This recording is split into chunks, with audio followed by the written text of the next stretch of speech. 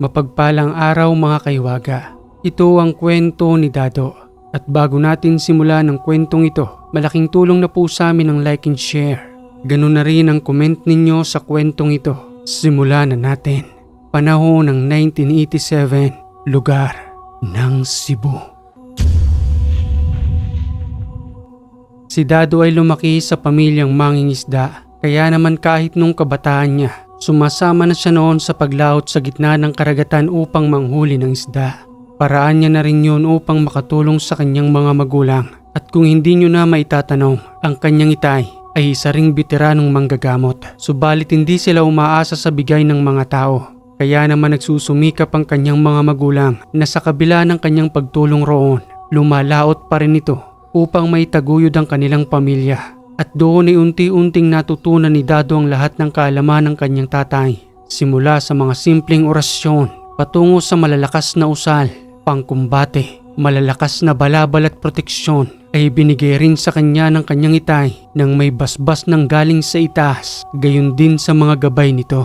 Simulan natin ang karanasan ni Dado bago siya unti-unting makilala sa kanilang lugar. Hindi para magpabayad sa mga taong gustong magpagamot sa kanya, kundi dahil sa pagiging matulungin nito at pagsagupa sa masasamang nilalang tulad ng tiktik, iba't ibang uri ng lahi ng aswang, gayon din ang mga pasaway na elemento, mambabarang at mangkukulam.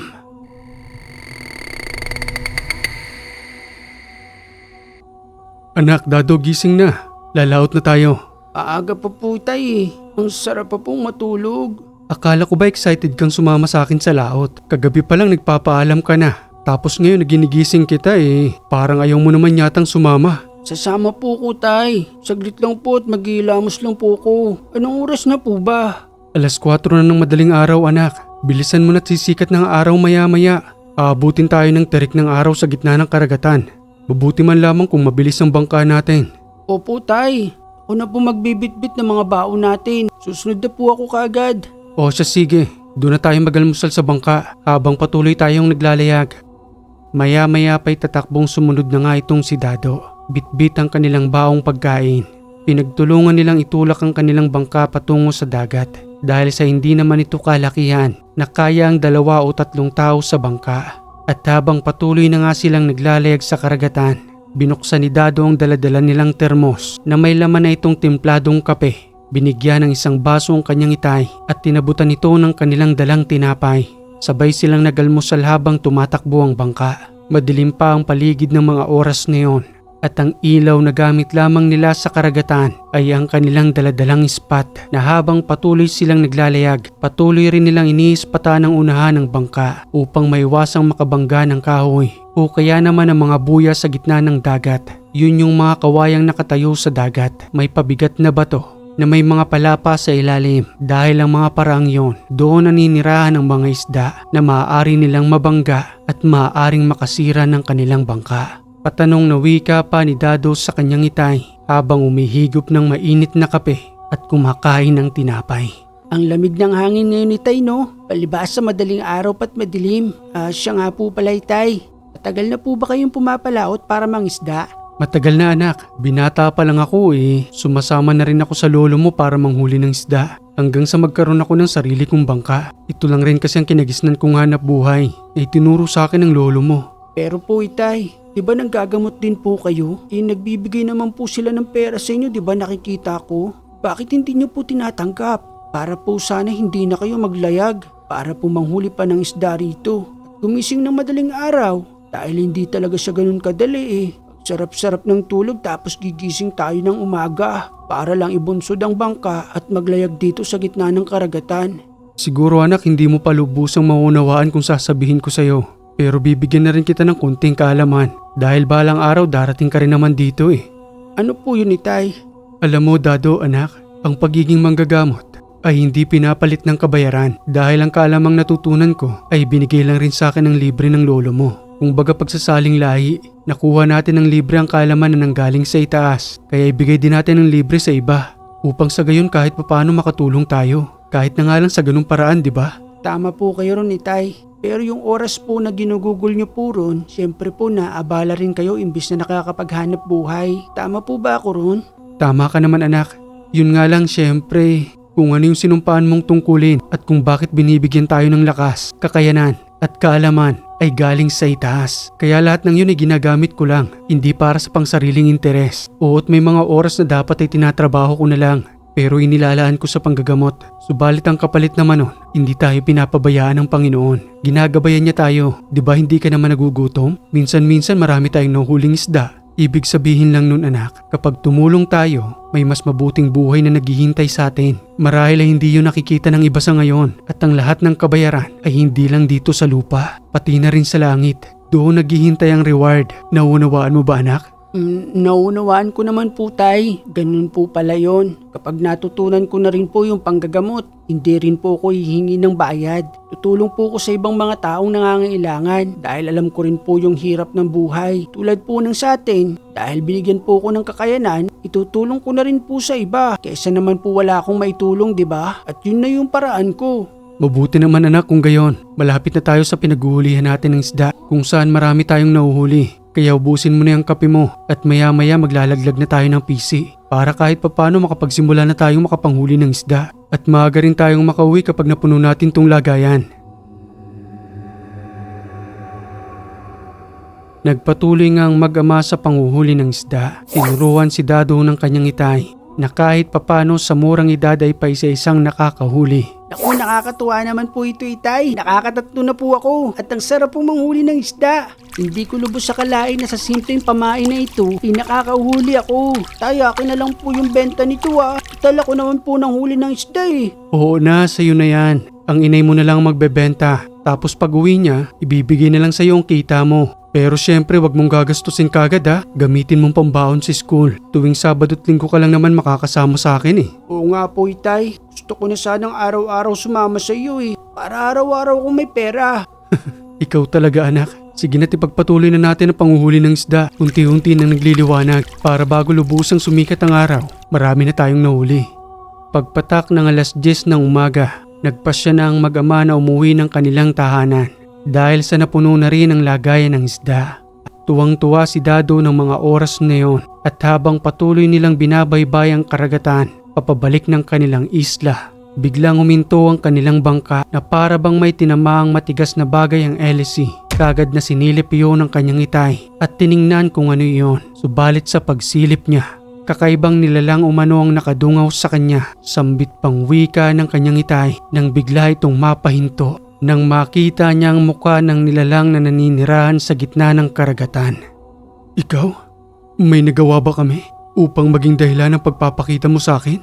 Sambit umano iyon ng kanyang itay kaya naman napasilip din itong si Dado. Subalit nandoon siya sa may unahan samantalang ang kanyang itay ay nasa ulihan ng bangka. Wala naman umanong masipat si Dado kaya naman tinanong niya ang kanyang itay patungkol sa nakita nito.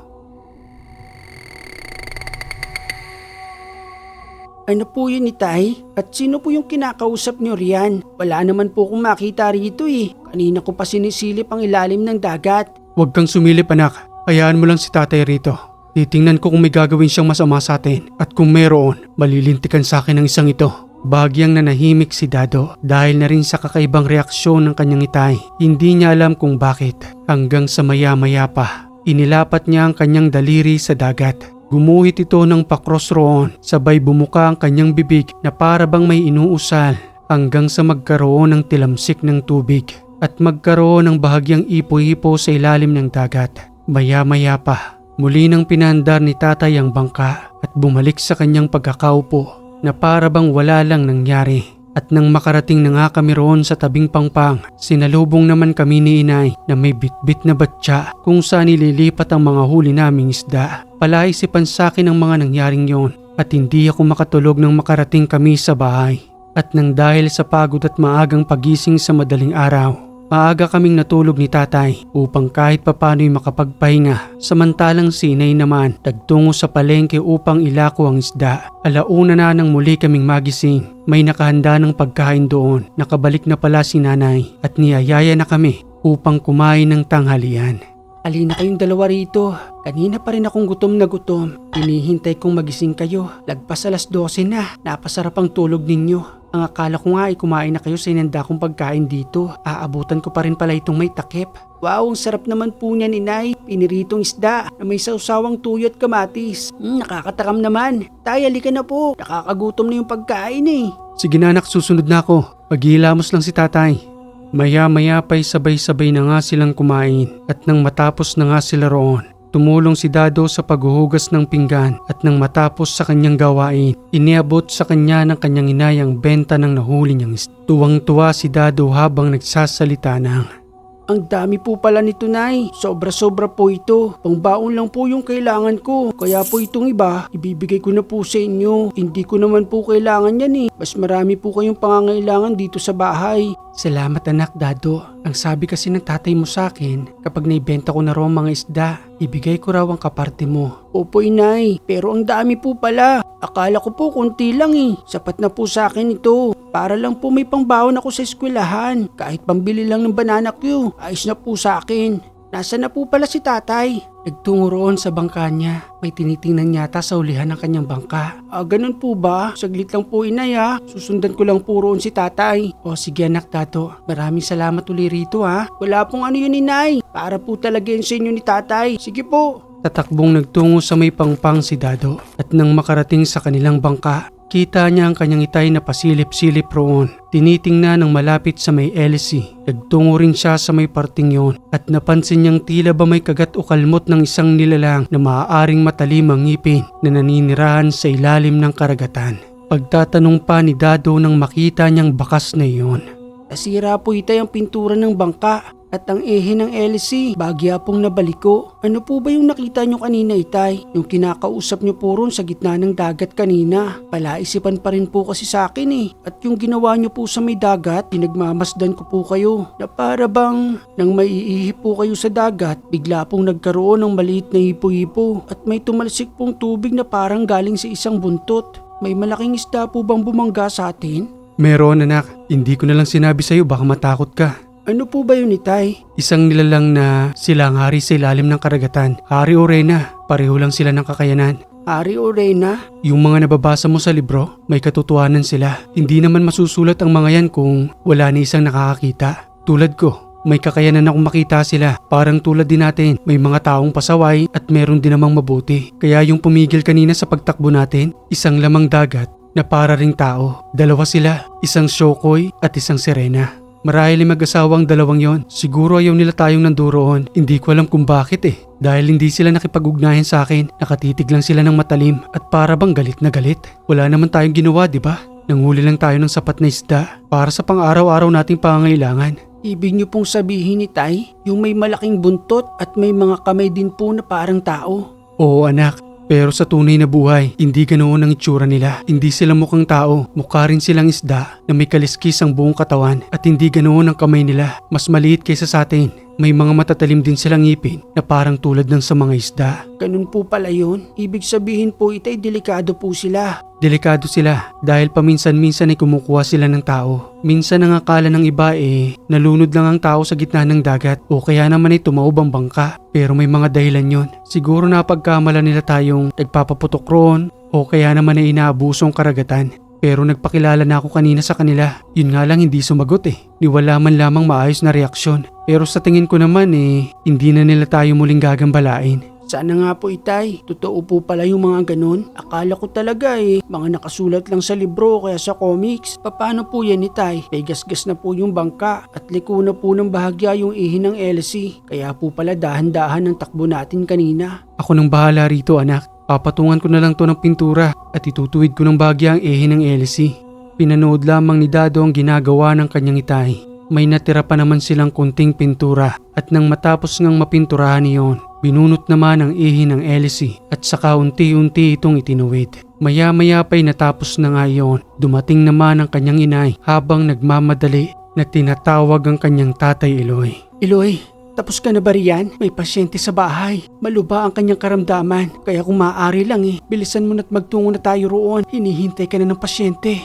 Saglit lang. Ikakabit ko lang tong LC. Madaling-madali na to. Sige na, susunod na ako roon. Sumabay nang patungo si Dado sa kanilang tahanan. Nagmamadali ang kanyang itay at sa kanilang pagdating nga roon, isang lalaking putlang-putla habang tumitirik na ang mata dahil sa patuloy na pagkumbulsyon ng kanyang buong katawan.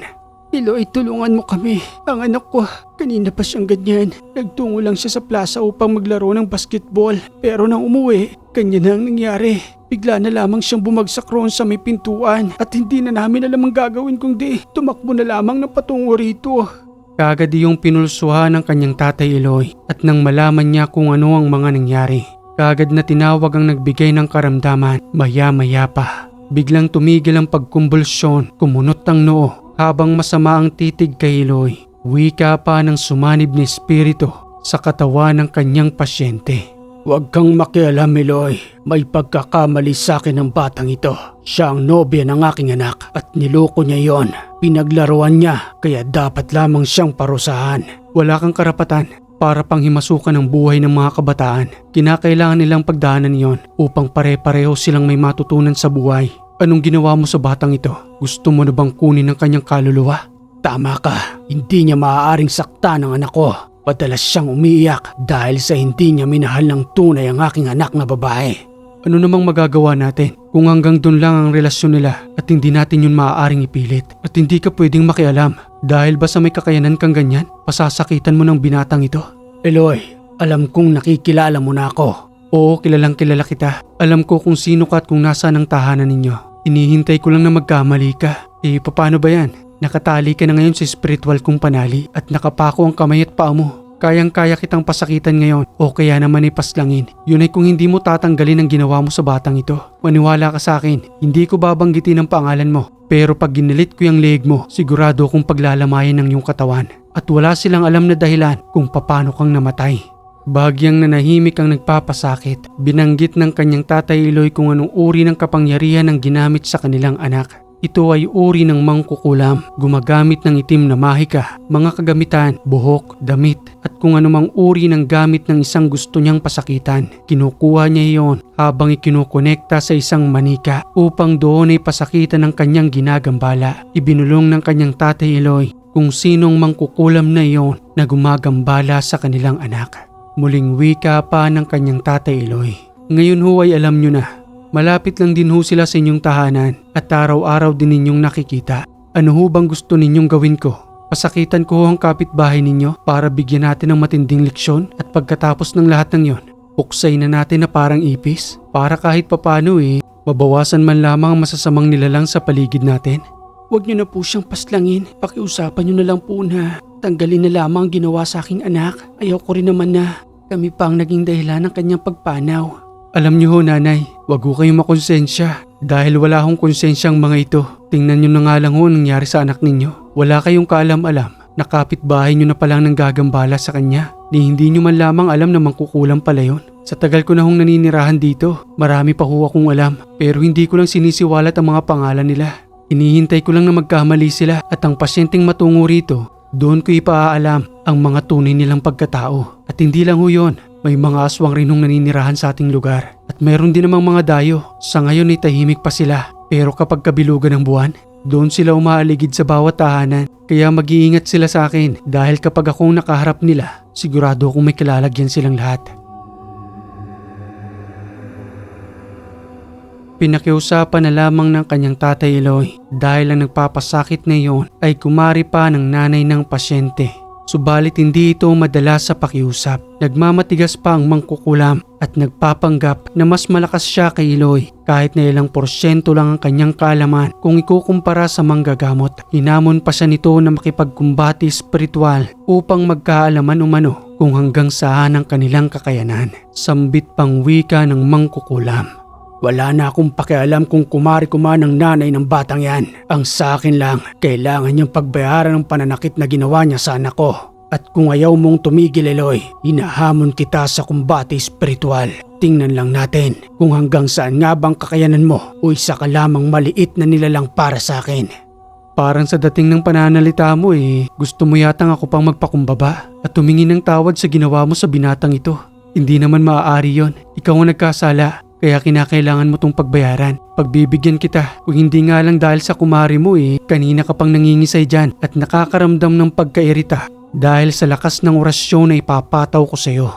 Nagmustya ng kanyang kamay ang espiritu na nakasanib sa katawan ng binata. Patuloy rin itong nag-usal habang animoy may sinisindihan, sabay-sabay ang kanyang pag-ihip habang nakatingin ng diretsyo sa kanyang Tatay Eloy. Ngumingiti lang ang manggagamot at nang matapos na sa kanyang mga ritual ang mangkukulam, muling nagsalita ang kanyang Tatay Eloy patungkol sa mga ginawa nito kung bakit wala siyang naramdaman.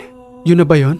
Bakit ni konting pagtindig ng balahibo ni wala man lang akong naramdaman? Kahit kunting kilabot man lang sana. Alam mo, aaminin ko sa'yo na hindi na ako nakakaramdam ng takot sa inyo. Hindi uubra yan sa lakas ng balabal ko. Gayon din sa aking malakas na pundasyon. Hinubog na ng panahon ang aking pagdarasal, kaya ni isang balahibo sa aking katawan ay hindi man lamang tumindig. Tapos ka na ba? Dahil excited akong iparamdam sa iyo kung ano ang tunay na kapangyarihan at hindi yun galing sa akin, galing yun sa makapangyarihang may likha. Gusto lang naming iparamdam sa inyo na totoo ang aming kaalaman, nagpasa-pasa sa aming mga lahi, kaya humanda ka ng mangkukulam at sigurado kong iiyak ka sa sakit na sasabihin mo sa iyong sarili, nagkamali ka ng taong hinamon. Humanda ka, ilalapat ko sa iyo ang pinakamalakas na bultay na magpapayanig ng iyong buong katawan. Bumulong ng mga usal ang kanyang Tatay Eloy, iniihip iyon sa kanyang daliri, sabay lapat sa dibdib ng pasyente hanggang sa magumiyaw ang espiritu ng nilalang na nasa loob ng kanyang katawan.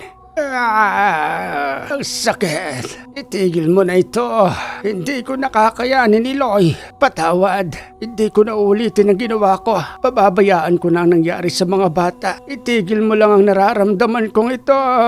Ni hindi mapakali sa kanyang pagkakaupo ang nilalang na para bang sinisilihan ng puwet o inaapuyan ng kanyang buong katawan dahil sa lakas ng usal na binitawan ng kanyang Tatay Eloy. Patuloy lamang na nag-oobserba itong si Dado kung paano yung nagagawa ng kanyang itay hanggang sa pigilan ng kanyang Tatay Eloy ng magulang ng pasyente dahil sa awa nito sa kanyang kumaring mangkukulam. Pangsamantalang itinigil iyon ng kanyang Tatay Eloy, inilayo ang kanyang daliring kargado ng usal. Hinang-hina ang nakasanib, pinagpapawisan ng gamunggo at nang ipakalas ng kanyang Tatay Eloy ang ikinarga ng mangkukulam. Dahan-dahan nitong hinaplas ang katawan ng pasyente na para bang may patuloy siyang pinapagpag roon magmula sa ulo ng bata hanggang sa paibaba patungo sa paanan nito. Wika pa ng kanyang Tatay Eloy na para bang inaasar pa ang mangkukulam. Kung kanina mo pa sanang ginawa yan, di sana hindi ka nasaktan. Kung hindi nga lang ako pinigilan ng kumari mo baka mas lalong ubos ng lakas mo ngayon. At kung medyo ginanahan pa ako, baka pinaglalamayan ang katawan mo. Huwag nyo kasi kaming hahamunin kung hindi naman talaga kayo handa. Ano bang nilagay mo sa katawan ng batang yan at bakit patuloy ka sa pagpagpag? Buhangin ang nilalagay ko sa kanyang katawan pagmula sa kanyang ulo at kaya patuloy ang kanyang pangingisay. Dahil sa idinadarang ko pa ang buhangin sa apoy bago ko ipatak sa kanyang buong katawan. Dahil sa init na yon, patuloy ang kanyang pagkukumbulsyon. Patawarin mo ako, kumare, kung nagawa ko ito sa iyong anak. Hindi ko na talaga uulitin. Wala na rin akong mukhang ipapakita sa inyo. Kaya pagkatapos ng lahat ng ito, marahil ay mag-aalsa balutan na kami at iiwan ko na ang lugar na ito. Dapat lang nagawin nyo yon dahil hindi ko kayo titigilan hanggat hindi kayo umaalis sa lugar na ito.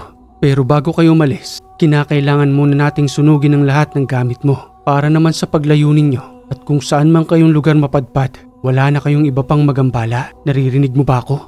Nauunawaan ko, Eloy. Oo, ibibigay ko sa iyo ang lahat ng gamit na mayroon ako. Ikaw na ang bahalang magsunog dahil hindi ko kayang makitang nasusunog ang mga gamit kong matagal kong pinag-aralan. Aasahan ko yan dahil magtutungo ako mismo sa tahanan ninyo at doon harap-harapan kitang kakausapin. Kukunin ko sa inyong tahanan ng lahat ng yon. Naiintindihan mo ba? Naiintindihan ko, Eloy. Oo, ihintayin kita roon. Wala na ang mga buhangin sa katawan ng bata. Baka maaaring palayain mo na ako. Hirap na ako rito. Gusto kong magpahinga ngayon. Pagod na pagod ako. Ang akala kong malakas ka. Nauubos rin pala ang lakas mo. Marahil ay unti-unting nilulusaw ang lakas mo ng usal na ikinarga ko sa aking daliri. Kaagad pinalaya ng kanyang Tatay Eloy ang espiritu ng mangkukulam. Muli na ring nanumbalik ang lakas ng pasyente nang tawagin niya ang kaluluwa nito na muling bumalik sa kanyang sariling katawan. Maya-maya pa, nang muling manumbalik sa sariling ulirat ang bata, Nagulat ito kung bakit nanduroon siya sa tahanang yon. Ipinaliwanag naman ng kanyang inay at ang dating namumulang balat dahil sa ibinubuhos na mainit na buhangin. Unti-unti na itong nanumbalik na para bang nagdahilan lang ang binata. Sambit pang wika nito kay Tatay Eloy habang taos-pusong nagpapasalamat. Marami yung salamat, Mang Eloy. Akala ko po pamamatay na po ako. Sobrang init po sa aking balat, pagmula po sa aking ulo hanggang sa aking talampakan. Yun po pala kinukulam na po pala ako ng magulang ng dati kong nobya. Walang anuman yon. Tungkulin kong tumulong sa inyo at hindi ka na muling gagambalain ng mangkukulam na yon. At kung ano man ang hindi ninyo pagkakaunawaan ng nobya mo, siguro maaari pa kayong mag-usap para makahingi ng patawaran. Mahirap din kasi may kasamaan ka ng loob lalo pat mga bata pa kayo. Opo, Mang Eloy, gagawin ko po yun. Muli po ako nagpapasalamat. Nawa po mas marami pa kayong matulungang tulad ko, lalong-lalo na po dito sa ating barangay. Nang makauwi na nga ang pasyente ni Mang Eloy, kaagad din itong nagtungo sa nasabing tahanan ng mangkukulam. Isinama niya itong si Dado dahil sa ipinapakita niya sa bata noon kung gaano katotoo ang mga mangkukulam na ito at kung papanong nagtatago sa simpleng tahanan na para bang isang normal na tao, subalit may itim na kakayanan na pumipinsala sa mga normal na naninirahan sa barangay. Dado anak, panuorin mo ako Kukumprontahin ko ang mangkukulam at alam kong hinang-hina pa siya ngayon. Kinakailangan niyang ibigay sa akin ang lahat ng kanyang gamit dahil kung hindi, mas lalo siyang mapapahamak. Sige po, Itay. Panunuorin lang po kita rito sa di kalayuan. Hindi na po siguro ko lalapit ng masyado dyan. Baka po kasi mapansin niya ako Huwag kang mag-alala anak. Sanggol ka pa lamang ay kargado ka na ng proteksyon. Palagi kitang inuusalan. Kahit hanggang ngayon, yun nga lang hindi mo napapansin. Ganun po ba, Itay? Sige po, dito lang po ko at maghihintay po ko sa inyo. Naglakad na ngang patungo sa tahanan ng kanyang Tatay Eloy. Kumatok sa pintuan hanggang sa may magbukas na isang ginang. Hinang-hina ito sa kanyang postura. May hawak itong pulang libreta, itim na rosaryo at kung ano-ano pang mga gamit na inabot sa kanyang tatay. At nang matapos nga ang pag-aabot ng gamit, lumuhod ito sa harapan ng kanyang Tatay Eloy. Ang ginawa naman ng kanyang tatay, inilapat ang kanang kamay sa ulo ng mangkukulam. Saka naman nag-ihip ng mga usal upang ibalot roon at kalasin pa ang itim na orang bumabalot sa ginang. Maya-maya pa'y dahan-dahan na itong tumayo at nagpaalam na ang kanyang Tatay Eloy. Nagsarado ng pintuan ng babae at nang makalapit na nga sa kanya, nagtungo sila sa may tabing pangpang. Umukay ng bahagya sa buhangin. Doon ay inilagay ang lahat ng mga gamit. Muli itong dinasalan, saka sabay-sabay na sinunog at nang lubusang maging abo, muli nilang itinabo ng buhangin at muli pa itong kinargahan ng usal. Pagtatanong na wika pa ni Dado. Para saan po yung ginawa niyo, Itay? Yung paulit-ulit po na pagdarasal na kahit tabo na po yung gamit, nag-usal pa rin po kayo riyan. Upang makasigurado tayo anak na lubusan na talagang walang bisang lahat ng yon. Kahit naabo na sila kasi maaari pa rin gumana yan kung nilulukuban pa ng itim na espiritu. Ganun po ba yun? Kahit papaano po, Itay, unti-unti ko na pong nauunawaan kung ano po yung ginagawa ninyo. Yung pagtulong niyo po sa mga tao kahit na wala pong kapalit na kabayaran. Dahil kapag tinitingnan ko po yung saya ng mga taong natutulungan po ninyo, wala po yung katumbas na salapi. Dahil ang makatulong ay sobrang sapat na para mas lalo tayong pagpalain ng Panginoon. Kaya ngayon, ayun ko lang talaga naunawaan ang mga sinasabi po ninyo. At wag po kayong mag-alala, Itay. Magiging katulad nyo rin po ako. Tutulong rin po ako sa ibang mga tao. Kapag po natutunan ko na ang lahat ng yan, tuturuan nyo rin po ba ako, Tay? Oo naman anak. Wala nang ibang saling lahi kung di ikaw. Nag-iisa ka lamang sa amin. Kaya wala akong ibang pagmamanahan kung di ikaw lang. Kaya nga'y sinasama kita para makita mo yung mga paraan na ginagawa ko. Basta anak, ito lang lagi mong tatandaan. Wag na wag kang tatanggap ng salapi dahil kapag ginawa mo yun, ang liwanag ay unti-unting magdidilim. Masisilaw ka sa pilak, subalit ang puso mo ay unti-unting sinasakop ng itim na espiritu. At ang espiritong yun ay hindi nanggaling sa itaas, kundi nanggaling sa kailaliman ng lupa. Wag na wag mong ipapalit sa iyong puting kaluluwa ang pera. Pangsamantala lang ang lahat ng yan dahil pagdating natin sa kalangitan, walang pera ron. Purong pagmamahal at pagkakaisa ang igagawad sa atin ng Panginoon. Kaya naman nating mabuhay ng marangal o kumayod ng sariling sikap para lang mabuhay at makakain sa araw-araw. Panginoon ang bahala sa atin dahil siya ang pinakamalaki nating kasangga kahit saan man tayo mapadpad na lugar. Makalipas ang ilang araw, may mga hindi inaasahang nangyari sa paaralan nila Dado. Dahil ang ilan sa kanyang mga kaklase roon ay sinapian ng engkantong naninirahan sa Nara na malapit mismo sa kanilang paaralan. Doon ito madalas na tumatambay. Kaya naman gulat na gulat si Dado nang makita niyang bigla na lamang na sumisigaw ang tatlo nitong kaklase sa oras ng kanilang recess, kung saan ang mga ito'y nagpapahinga at kumakain ng kanilang biniling pagkain sa kantin. Sino ka? At huwag kang lumapit sa akin. Ang pangit mo. Natatakot ako sa'yo. Lumayo ka.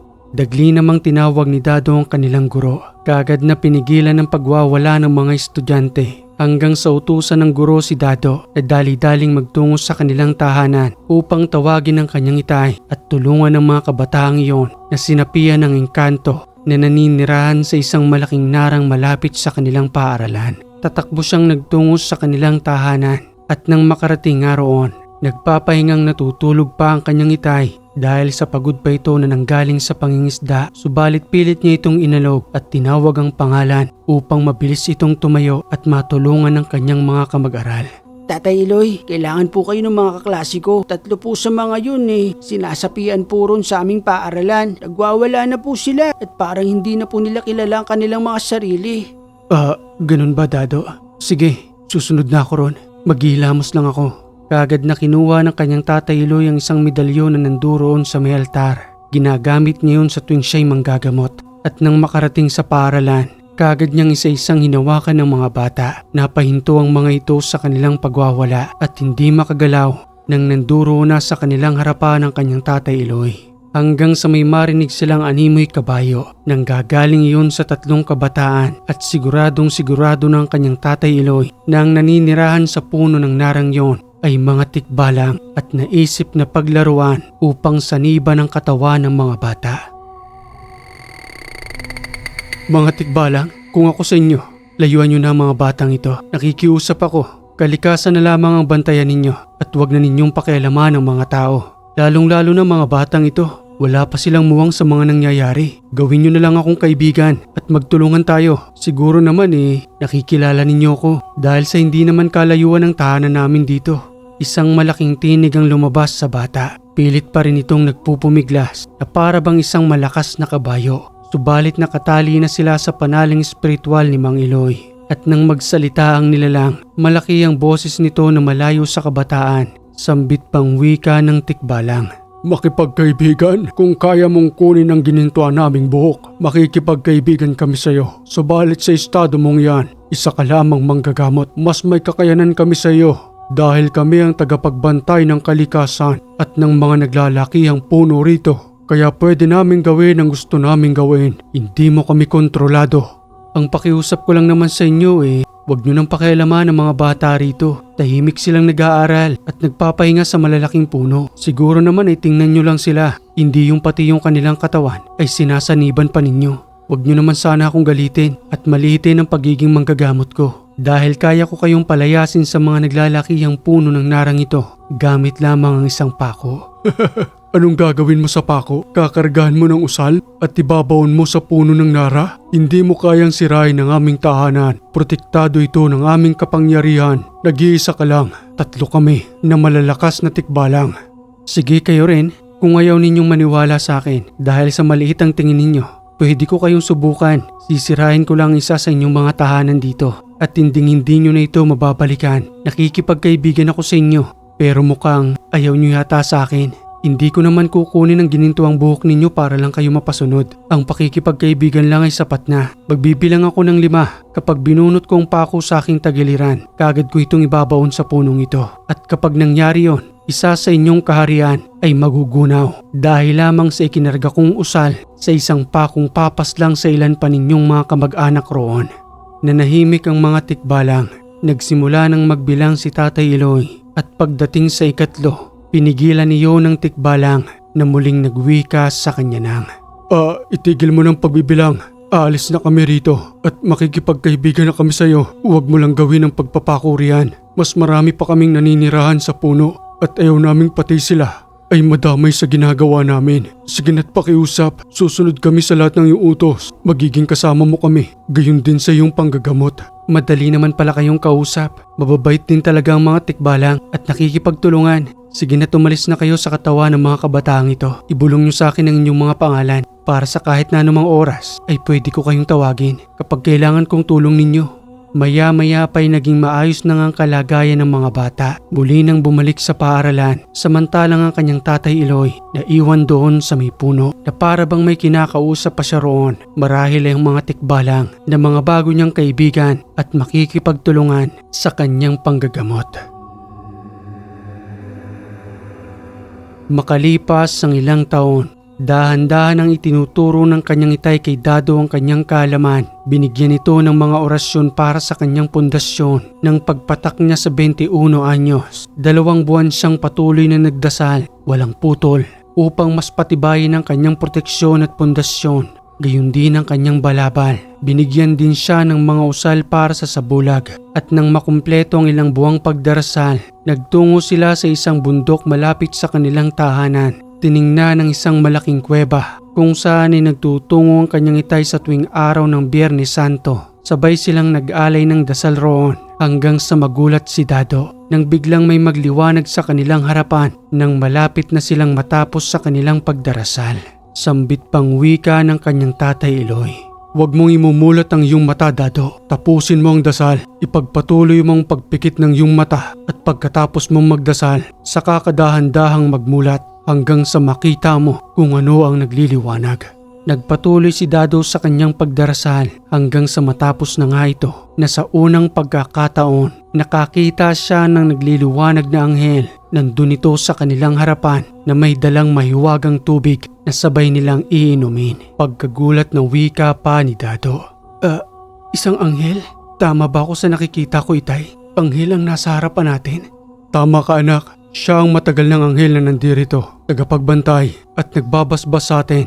Ang tubig na hawak niya ay sabay nating iinumin bilang basbas upang mas lalo tayong manatili sa liwanag. Nanggaling sa paraiso ang tubig na yan at hindi yan basta-bastang napupulot dito sa lupa. Kaya ito ng pagkakataon mo, anak. Sabay na ngang uminom ang magama at nang matapos ang ritual na yon, biglang nawala ang anghel sa kanilang harapan. Kumpleto na ng bendisyon at orasyon nitong si Dado na maaari nang isabak sa kumbate espiritual pati na rin sa pakikipagdigmaan upang patunayan ng kanyang lakas at karunungan pagdating sa kanyang kanang kaalaman.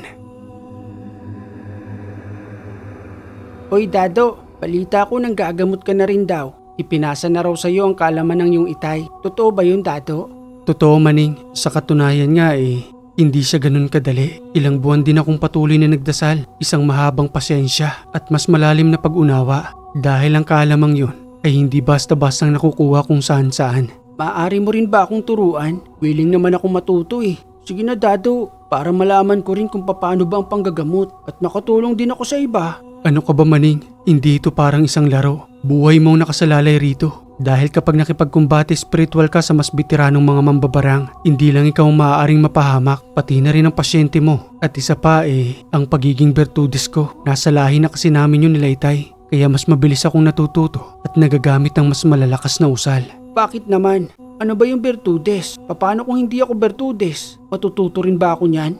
Ang bertudes ay nasa lahi, nasa dugong dumadaloy sa aming katawan. Kaya kahit yung malalakas na usal ay kaya naming paganahin. Pero kinakailangan pa rin namin ng sapat na pundasyon. Sa mga tulad nyo naman na hindi bertudes, pwede ka namang matuto. Kailangan mo lang talaga ng tiyaga at mahabang pasensya. Ganoon pala yun. Patyagaan naman ako At mahaba naman ang pasensya ko. Siguro kaya ko rin yan. Saka na lang, maning, kapag totally handa ka na. Kasi sa tingin ko sa'yo nakikurious ka lang sa ginagawa namin at hindi talaga tao sa puso mo ang panggagamot. Grabe ka naman sa akin, Dado. Parang hinuhusgahan mo naman ang kakayanan ko. Hindi naman sa ganun, maning. Mas mabuti na yung nag-iingat dahil kapag pinasok mo ito, wala nang labasan. Buhay mo ang nakasalalay, lalong-lalo ng pasyente mo.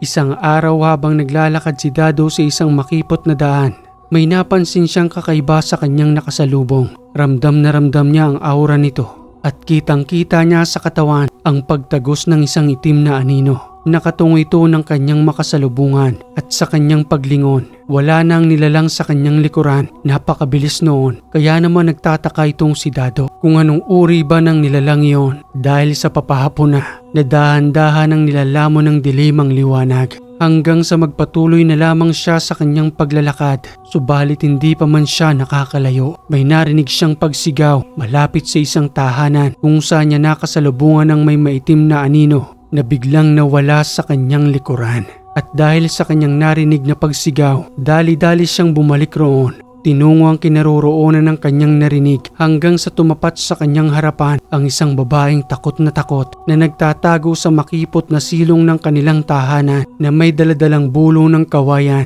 na kanyang ginagamit pangharang.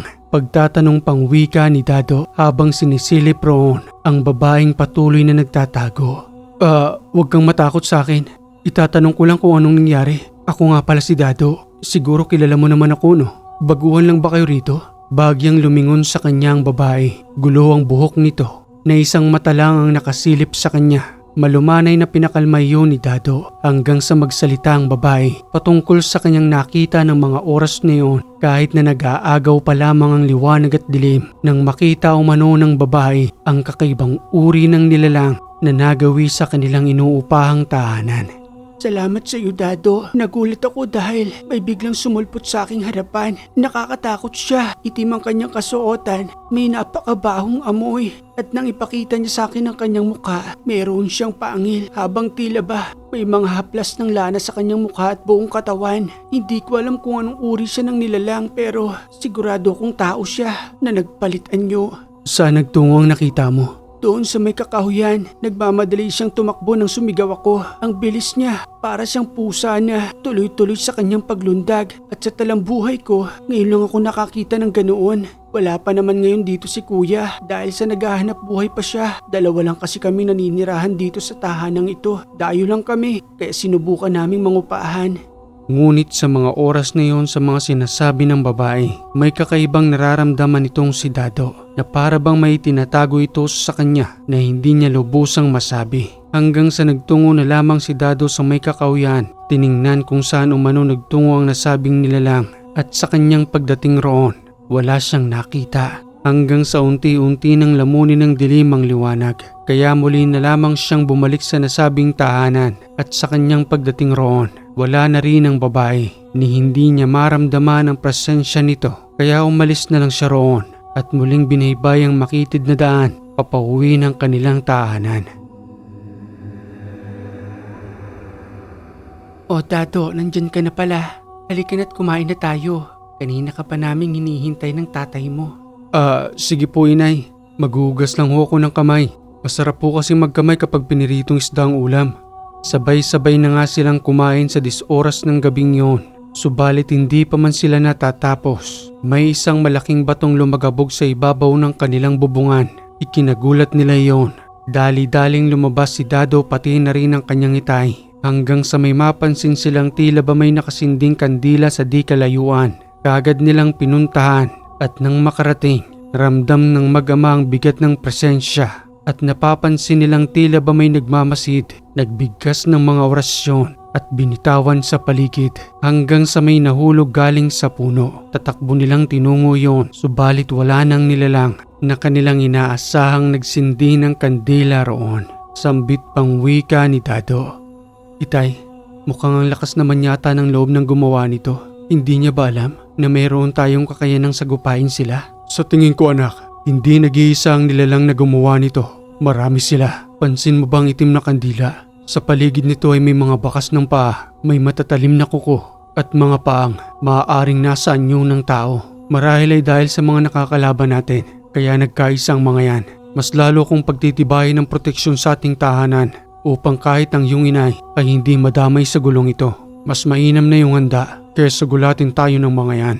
Tutulong ho ako itay. Magbabaon ho ako ng mga puder at balabal. Gayon na rin ho sa bulag sa ating tahanan. Masyado tayong naging kampante. Sakto anak, Martes bukas. Mas mainam na magkarga ng mga usal. Ako namang bahala sa loob ng tahanan. At ikaw ang bahala sa paligid. Upang sa bawat pagdating nila ay hindi nila makita ang ating tahanan na muli nilang maaaring pagdiskitahan. Hindi lang basta-bastang mga nilalang ang nagtungo roon. Ayon sa kanilang mga gabay, nagkaisa ang mga aswang, may mambabarang at mangkukulam na siyang nagsindi ng kandila roon, samantalang ang mga aswang ay nagbabantay at nagmamasid sa paligid. Nagkaisa ang kampo ng kadiliman upang puksain ang magama. Hanggang sa kinabukasan ng umaga, naganda na sila upang lumaot. Subalit madaling araw pa lamang ay may 3 tao nang nagtungo sa kanilang tahanan. Humihingi iyon ng tulong dahil ayon sa kanila, ang kanilang anak na sanggol ay inaaswang at maliban pa roon, sinisira umano ng mga ito ang kanilang mga bubungan na animoy lantaran na ang pamiminsala. Iyak nang iyak ang ginang habang hawak ang kanyang sanggol na kanya namang pinoprotektahan. Sambit pang wika ni Dado. Mukhang walang takot ng mga ito, Itay. Marahil ay may bago silang pinuno at ang pinunong yon ang lantarang nag-uutos sa kanila upang gawin ang lahat ng yan. Kinakailangan ho nating umaksyon, Itay, kaysa mas marami pa hong batang mapahamak. Tama ka roon, Dado. Pumasok ko muna kayo rito. Ipasok niyo muna sa loob ng tahanan ng sanggol. Magtutungo ho kami roon sa inyong tahanan. Sasadyay namin ang inyong tahanan kung nanduroon pa ang mga aswang. Sa mga oras na yun ay wala pang kable ng kuryente, kaya naman madilim ang daan, gayon din ang paligid. Nagpatuloy sa paglalakad ang magama at nang makarating sa nasabing tahanan, dahan-dahan sila roon at patuloy na pinakikiramdaman kung nanduroon pa nga bang mga aswang. Anak, Dado, doon ka sa may likuran at dito naman ako sa may harapan. Mag-iingat ka dahil sigurado kong may kakaibang uri sila ng antas kaya ganyan kalakas ang loob nila. Opo, Itay, ako na pong bahala roon. Mag-iingat din po kayo riyan. Sige po't magtutungo na ako sa likuran. Hanggang sa malibot nila ang buong tahanan, nararamdaman nila ang presensya ng mga ito. Subalit wala sila sa paligid. At nang pasukin nilang pintuang nakabukas, may isang malaking paniki ang mabilis na pumagaspas patungo sa may bintana. Kaagad na nagbitaw ng usal si Dado. Pinunterya nito ang papalayong paniki at nang tamaan ito sa kanyang tigalpo, pumatak iyon sa may damuhan na kaagad niya namang sinundan. Subalit sa kanyang pagdating roon, isang itim na aso naman ang kanyang napansin na nagmamadaling tumakbo papalayo sa kanyang kinaroroonan. Pabulong pang wika ni Dado dahil sa kakaibang abilidad ng mga ito na kayang magpalit-palit ng anyo. Nakakagulat naman ang kanilang kakayanan, nagmula sa paniki hanggang sa maging aso. Ano pong mga hayop ang kaya nilang gayahin at paano nilang nagagawa yun? Maya-maya pa'y lumapit na sa kanya ang kanyang itay at niyaya na siyang umuwi dahil nawala na ang presensya ng aswang sa paligid ng tahanang yon. Anak, Dado, totally papaliwanag ng araw. Umuwi ka na sa ating tahanan. Magtutungo lang ako kila Kapitan. Isasangguni ko ang mga nangyayaring ito. Mas mainam na humingi tayo ng tulong sa kanila upang maalarma ang mga tao. Oo't kaya nating sagupahin ng mga yan. Subalit kinakailangan din natin ng tulong ng barangay upang may maiwasan pang mapahamak. Hindi na biro ang mga nangyayaring ito dahil sa mas lalong lumalakas ang kanilang puwersa. Lantaran na sila ngayon. Marahil ay patuloy ang kanilang pag-aalay kaya kinakailangan nila ng mga sanggol upang ialay na pagkain para sa kanilang mga pinuno. Sige po, Itay. Tutungo na po ko sa ating tahanan. Titingnan ko rin ho ang kalagayan nila ron. Bibigyan ko na rin ng pangontra yung sanggol. Baka kasi kung napano na yon. At sa pagdating ni Dado sa kanilang tahanan, napansin niyang may kakaiba sa sanggol. Tinanggal nitong lamping nakabalot sa kanyang katawan hanggang sa makita niya ang marka malapit sa pusod ng bata. Sinasabi ko na nga ba, naabot ho ng aswang ang anak ninyo. Ito ang bakas ng kanyang dila. Pero wag na ho kayong mag-alala. Pagagalingin ko ang batang ito. Kakalasin ko ang bakas na yan. Kaya pala walang humpay sa pag-iyak ang sanggol. Gamit ang orasyong pangkalas, iniihip iyon ni Dado sa may tiyan ng bata. Matapos niyang gawin iyon, bigla itong huminto sa kanyang pag-iyak hanggang sa makatulog ng maimbing. Pagtatanong pa ng magulang ng bata kay Dado. Paano nakapasok ang dila ng aswang sa anak ko samantalang balot na balot siya ng lampin? Hindi ko lubos maisip na nakaabot pa siya riyan. Ang dila ho ng aswang ay patuloy hong lumiliit. Para ho siyang sinulit na kaya ho niyang ipasok sa maliit na butas, lalong-lalo na sa may bubungan. Kaya kapag mahimbing ang tulog ninyo o kahit nagising kayo, hindi ninyo kaagad mapapansin ang dila ng aswang. Kaya marami ang pumapanaw na sanggol dahil sa ang inaakala lamang nila ay nagkaroon lamang yun ng karamdaman. Subalit ang hindi nila alam, may mga aswang na umaaligid sa tahanan na kapag nakakakuha ng tiyempo Dila nilang ginagamit nilang sandata upang paslangin at kunin ang dugo ng sanggol sa pamamagitan lamang ng kanilang dila dahil yun ang pinakapaborito nila, ang sariwang dugo na nagmumula sa mga bata. Kinargahan ni Dado ng malakas na kalme ng sanggol upang hindi na ito muling mapahamak. Binigyan din ng palaspas na kinargahan ng usal upang ilagay sa may bintana, pintuan, gayon din sa kanilang bubungan bilang proteksyon sa paligid ng kanilang tahanan. Maraming salamat uli sa iyo, Dado. Pabuti na lamang at nandito pa kayo. Dahil kung hindi namin kayo inabot, siguradong baka may nangyari ng masama sa anak ko. Wala ho yun. Hindi na ho nila muling magagalaw ang anak ninyo. Protektado na ho siya. Basta wag nyo lang ho tatanggalin ang kalmi na ito. O kaya naman ilalayo sa kanyang katawan. Dahil napaka-importante po niyan habang lumalaki siya. Hanggang sa umalis na ang ginang at sa muli namang pagbabalik ng kanyang itay, alam na umano ng kanilang punong barangay na mas paghihigpitin pa ang pagroronda sa kanilang lugar upang ang lahat ay maalerto at maiwasan ang pagkawala ng mga bata na pinupunterya ng mga walang awang nilalang. Ayos na, Dado. Pero kinakailangan nating sumama sa kanila sa pagroronda. Kailangan pa rin nilang tulong natin dahil ayon kay Kapitan, kulang din sila sa gamit, gayon din sa mga tanod. Binigyan ko naman sila ng kaalaman na hindi rin puputukan ng baril ang mga aswang dahil sa kanilang bertud. Subalit ang mga bulo ng kawayan, yun ang sinabi ko sa kanilang sandata dahil tumatagos yun sa katawan ng mga aswang kapag nilagyan mo ito ng patalim.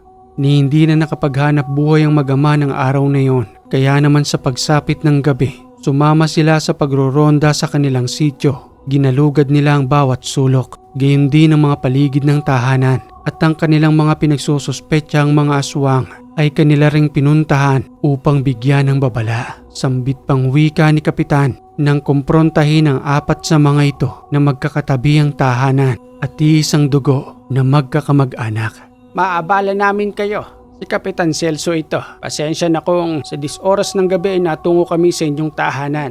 Magbibigay lamang ako ng babala sa inyo na kung sino man ang gumawa ng hindi maganda sa ating lugar ay may kalalagyan sa amin dahil may mga pakalat-kalat na aswang ngayon at hindi naman namin alam kung sino. Huwag na huwag kayong makikipagsabwatan sa iba upang mas lalong madagdagan ang puwersa ninyo dahil ang taong bayan ang makakalaban ninyo rito. Gayon din si Dado, pati ang kanyang amang si Eloy. Alam namin ang lahi ninyo at hindi nyo may pagkakailayan sa amin. Dahil tinanggap namin kayo rito, subalit tahimik ang lugar kahit na nandirito kayo ng ilang taon. Ngunit sa mga oras na ito, kagabi lang ay may nanggambala na sa ilang mga tahanan. Kabilang ba kayo roon? Parang sa punto ng pananalita ninyo, Kapitan. Kami ang nanggagambala sa mga tahanan ngayon. Naninirahan kami ng tahimik sa inyong barangay. Matagal na panahon na nang tinalikuran namin ang pagiging aswang. Oo, tinaamin namin iyon. Nasa lahi namin pagpapasa-pasa. Subalit tapos na ang mga panahong yon. Tahimik na kaming naninirahan dito sa inyong sityo. At kung ano man ang kinakain ninyo, gayon na rin ang kinakain namin. Hindi na kami kumakain ng tao o kahit ng mga hilaw na hayop. Niluluto namin ang aming mga pagkain. Mabuti naman kung gayon at wag na wag kayong makikipagsabwatan dahil mapapahamak kayo at maaari namin kayong palayasin sa aming sityo. Kakaibang sumasalakay sa ating barangay. May kakayanan silang magpalit-palit ng anyo. Kaya naman delikado para sa mga bata. Lalo pat hindi naman nila alam kung ano ang aswang. At kung ano man ang may tutulong ninyo sa amin, maaari kayong makipagtulungan. Bilang iisa sa ating barangay, hindi na kayo iba para sa amin at tao na namin kayong itinuring. Maraming salamat naman kung gayon, Kapitan. At kung mayroon man kaming may tutulong sa inyo, siguro yung abilidad namin na kung muli naming bubuhayin, ay makakatulong kami sa ating maliit na sityo. Subalit ang iniisip naman namin ay baka kami ang pagdiskitahan ng mga tao at isipin kami ang nagtutungo sa bawat tahanan. Kaya pag-iisipan namin kung paano kaming makakatulong sa inyo, Kapitan, upang kahit papano meron naman kaming ambag para maiwasan ang kaguluhan dito dahil sa amin na ibabagsak ang nangyayari ngayon. Sa tingin ko naman mas mainam na makipagtulungan kayo kay Dado at Eloy. Sila ang nakakaalam noon, pati na rin ang inyong pagkatao. At alam nila kung nagsisinungaling kayo o hindi. Kasi kung sa amin, mas lalo tayong tatagal sa ating proseso. Hindi tulad ni Eloy at ni Dado, na kung maaari ninyong malaman ang pinagkukutaan ng mga aswang na yon, ang patuloy na sumasalakay sa atin. Mas mainam para mapuksa ng dalawa dahil alam namin ang abilidad ninyo kung magsasanib puwersa kayo nila Eloy at Dado. Mas mainam pa nga iyon. Ganoon na lamang ho, Kapitan. Kami na mismong lalapit kila Eloy upang isang guni kung nasa saan ang pinagkukutaan ng mga aswang at magpapanggap kaming kaisa sa kanila. Huwag ho kayong mag-alala. Makikipagtulungan ho kami sa inyo sa abot ho ng aming makakaya. Nagpatuloy ang pagroronda ng gabing yon. Madaling araw na nang natapos. Subalit wala silang nasakuta ni kahit na isa man lamang na paali-aligid sa mga tahanan. At habang nagpapahinga ang mag-ama sa loob ng silid, nagtungo roon ang pinakamatandang aswang na kinumpronta nila kagabi upang makiisa kay Dado at Eloy. Sambit pang wika ng matanda habang nakaupo sa loob ng kanilang tahanan na patuloy na kinakausap ang mag-ama. Pasensya na kung naabala ko ang pagpapahinga ninyo. Napag-usap-usapan lamang namin kaming apat mismo. Totally buo ang tiwala ninyo. Nababuti na kami't nagbago. Gusto sana naming makatulong, subalit sa paraan lamang na alam namin, may nakapagsabi sa amin roon at patuloy nga kaming hinihikayat na muling bumalik sa grupo. Subalit tumanggi kami dahil matagal ng panahong nananahimik ang aming buhay kasama ang mga tao. Subalit pilit nila kaming tinutokso. Nagdadala sila ng mga karne ng hayop at tao bilang kapalit ng muli naming pagbabalik. Subalit ang ginagawa lamang namin doon, ibinabaw namin sa lupa at ang inaakala nila ay muli kaming babalik sa kupunan. Subalit malabo yon dahil magmula nang tumigil kami sa kasamaan, mas naging tahimik ang buhay namin. Wala kaming itinatago. Hindi na kami natatakot sa sikat ng araw. Mas masarap mamuhay ng ganoon at ang maitutulong namin sa inyong mag-ama para sa katahimikan ng lugar na ito. Sasamahan namin kayo roon kung nasa saan ang kanilang pinagkukutaan. Yun ay kung pagkakatiwalaan ninyo kami dahil sa may kalayuan ng lugar na yon. Habang naninirahan sila sa gilid ng bangin na para bang mga nakalambiting paniki. Tugon pang wika ni Dado sa mga sinabi ng matanda. Malaking tulong na ho ang gagawin ninyo at wag ho kayong mag-alala. Pinagkakatiwalaan ho namin kayo. Gayon na rin ho ang aming mga gabay. Dapat ho ba kayong sasama sa amin? Tama ka roon, Iho. Upang kung sakasakaling magkaroon ng kagipitan, maaasahan nyo rin kaming makikipaglaban sa kanila. Ibubuos din namin ang aming lakas tulad ng gagawin ninyo. At kung ikamatay man namin iyon, siguro hanggang doon na lamang ang aming buhay. Ang mahalaga, muli kaming nakabawi sa mga mali namin noong nagawa. At ito na yung tamang pagkakataon na sa dami ng pinaslang namin noon, mga walang muwang na tao't sanggol. Siguro ito na yung tamang panahon upang muli kaming makabawi at makabayad sa lahat ng aming kasalanan.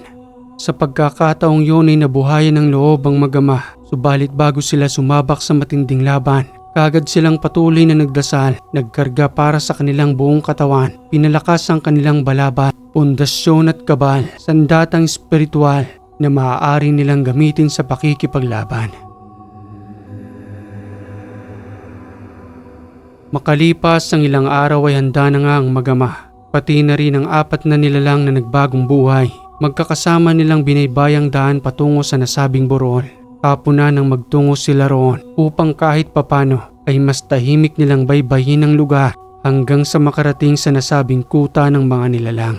Wika pa ng matanda habang patuloy nilang binabaybay ang masukal na damuhan. Mga anak, pag-iingat kayo. Kaya nilang baguhin ang kanilang mga anyo at yun yung pinagmamalaki nila sa atin na kung aani bumano tayo sa kanila ay ipagkakalob din nila sa atin ang ganoong uri ng kakayanan dahil ang lahi natin ay walang ganoong uri ng abilidad. Subalit may kakaiba tayong lakas na hindi pangkaraniwan sa kanila at yun naman ang wala sila noon. Kaya kayang-kaya naming makipagsabayan kahit pailan sa aming harapan ang tumambad na sa kabila ng edad kong ito, kaya ko pa ring pumaslang at makipagsabayan sa ipinagmamalaki nilang uri ng kakayanan.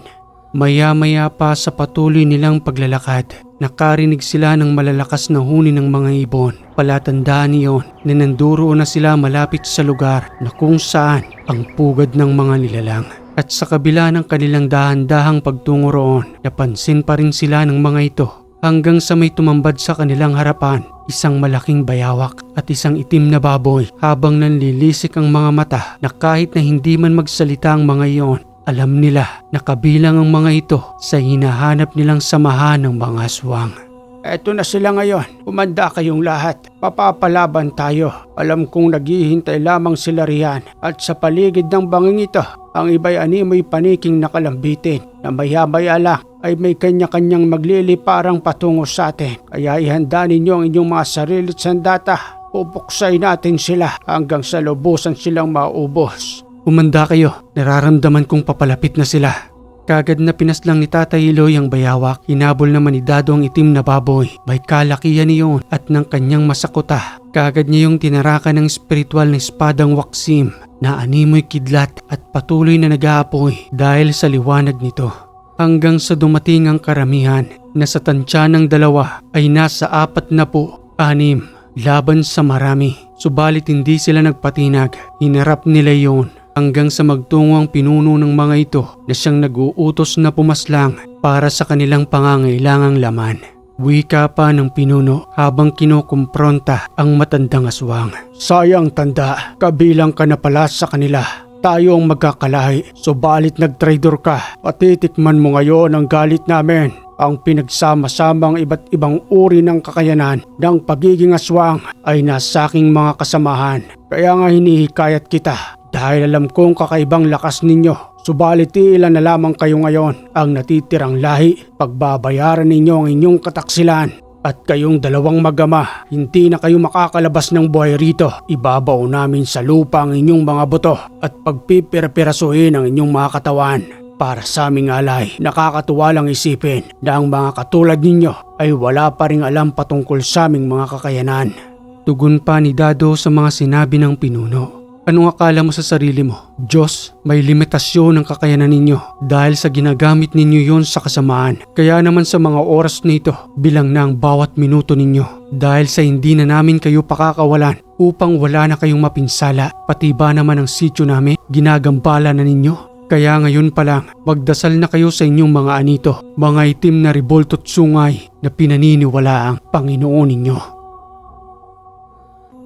Nagsimula ang digmaang yon, ang espiritual na espadang waksim ni Dado, gayon din ang kanyang agimat na Kristong sinukuan na noon pa man ay nakasuot na sa kanyang leeg. Nagpakita rin ng kakaibang lakas ang 4 na mandirigmang aswang, habang ang kanyang itay ay patuloy rin sa pagpaslang gamit ang kanyang kakaibang abilidad. Hanggang sa unti-unti nilang maubos ang mga yon. Ang ilan sa mga yon ay nagsipagpulasan, sumuot sa mga kakawyan, gayon din sa masukal na damuhan. Hanggang sa ang matira na lamang ay ang pinakapinuno. Kinumpronta ito ni Dado at ipinakita sa kanya na ang lahat ng mga sinabi ng pinuno kanina ay walang saysay dahil sa hindi siya uubra sa kakayanang meron si Dado. Nasaan ang lakas ng loob mo ngayon? Anong sinabi mo? 4 na po, laban sa 7. At ibabaon mo ang buto namin sa lupa. Mukhang kinakain mo na ngayon ang lahat ng sinabi mo. At ang minaliit mong pamilyang ito ay nananatiling nakatayo. Tinalikuran na nila ang pagiging aswang at ginamit ang kanilang lakas upang puksain ang masasama. Kabilang na sila sa amin ngayon, kaya patunayan mo sa akin kung paano kang naging pinuno ng mga aswang na pinaslang namin. Dahil sa mga sinabing yun ni Dado, hindi nagdalawang isip ang pinunong yon, galit na mabilis na sumunggab kay Dado. Nagpalit anyo pa ito bilang isang malaking paniki. Pinabayaan niyo ni Dadong makalapit sa kanya. Patuloy siya nitong kinalmot, kinagat sa leeg. Subalit ni Isay wala man lamang nangyari o kahit na magalusan man lamang si Dado. At nang wala na nga itong magawa sa kanya, napahinto ito at bagyang dumistansya. Muli pang wika nito kay Dado. Bakit ganoon? Walang magawa ang matatalim kong pangil, pati na rin ang aking mahabang kuko. Anong kapangyarihan ang mayroon ka, isang batang albularyo? Tugon naman ni Dado sa mga sinabi nito. Pananampalataya, yun lang naman ang mayroon kami. Dahil sa pananampalatayang yon, siya ang nagpoprotekta sa amin at ang medalyong suot ko. Nakikita mo ba ito? Ito ang medalyon ng Kristong sinukuan, nagsalin-salin sa aming mga lahi, kargado ng iba't ibang uri ng malalakas na usal na purong galing sa kanan. Subalit ang espadang ito, ang espada ng waksim, ang siyang huhusga sa inyo upang ihatid ka sa impyerno. Sa muli nitong pagsugod kay Dado, hindi niya na ito binigyan ng isa pang pagkakataon. Itinagpas niya ang espadang waksim na naging dahilan ng pagtagos nito sa kanyang katawan nang naging huling wika na lamang ng nilalang bago sa lubusang malagutan ng hininga habang nakatitig sa medalyon ni Dado. Matagal na akong nananaginip bago pa mangyari ang lahat ng ito. Hindi ko akalaing ikaw ang nasa panaginip na yon at ang suot-suot mong medalyon, ang medalyon ng Kristong sinukuan. Okay mga kaiwaga, ang ganda ng kwentong ito. Maraming salamat sa nagpadala ng kwento na itinago natin sa pangalang Dado. Shoutout time. Shoutout kay Erlinda, from Hafir Albatin Riyadh, Elena Palomo, Mary Domo, from Canada, Albert Musa and Mercedes, Lirma Liviteves, Selsuan, from Bacoor, Cavite, Kuya Makmoto, shoutout kay Amir, Teo Maramos, Marlo Maratas, shoutout po sa inyo mga kaiwaga. At kung nagustuhan mo ang kwentong ito mga kaiwaga, palambing naman po ng like and share. At kung hindi ka pa nakaka-subscribe, click mo na ang subscribe button dyan, pati na rin ang bell para updated ka sa ating mga bagong kwento. Muli mga kaiwaga, maraming salamat sa lagi ninyong pagantabay dito sa Ang Hiwaga.